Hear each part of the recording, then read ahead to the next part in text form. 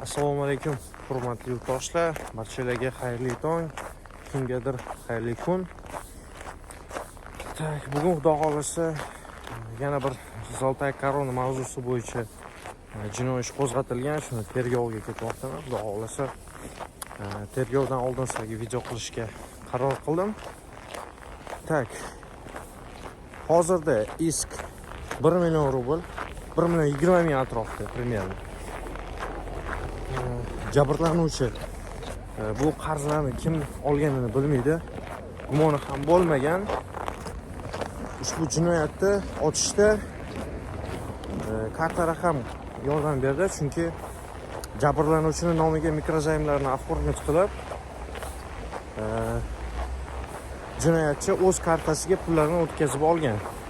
Birinchi o'rinda karta orqali, ikkinchi o'rinda esa emailga va IP adres orqali topildi. Kecha jinoyatchi qo'lga olingan. Shu sababli hozirda tergovga boramiz va ko'ramiz nima holat bo'lar ekan. To'g'ri tushunasizlar degan umiddaman, chunki temperatura juda ham past, 25 minus 20-25 atrofida sovuq. Shu sababli videoni o'ta sifatli ola olmadim. Ancha sizlarga qiziq bo'ladi degan umiddaman. Hozir xudo xolasa tergovdan chiqqandan keyin, jinoyatchini полностью показанияларni olgandan keyin sizlarga bu narsa полностью qanday sodir etilganini aytib beraman. Menimcha qiziq bo'ladi degan umiddaman.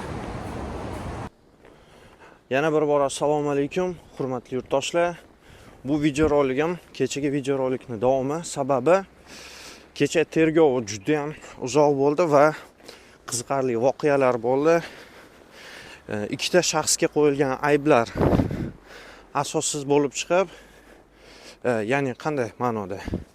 Ular kosvenniy причем bo'lib qolgan va tergov jarayonida 3-chi shaxs aniqlandi, ya'ni eng основной figurant jinoyatni sodir etgan va boshqa ikkita shaxsni bunga jalb qilgan inson aniqlandi.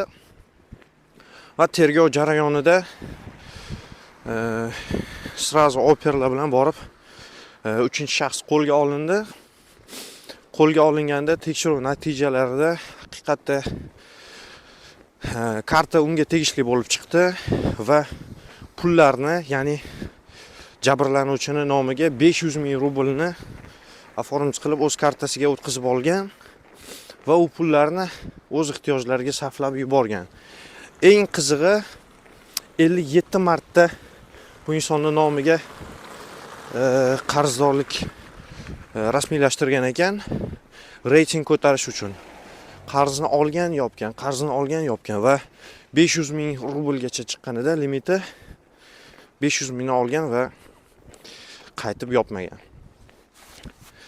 Tergov jarayonida shu narsa aniqlandiki, bitta faqat biz himoya qilayotgan shaxsga nisbatan bunaqa jinoyatlar emas, boshqa shaxslarga ham bunday jinoyatlarni sodir etgan ekan. Bu hozirda gumonlanuvchi hozir jinoiy ish qo'zg'atilganligi haqidagi qaror olishga ketmoqdaman. Qaror olganimizdan keyin ayblanuvchi bo'lib,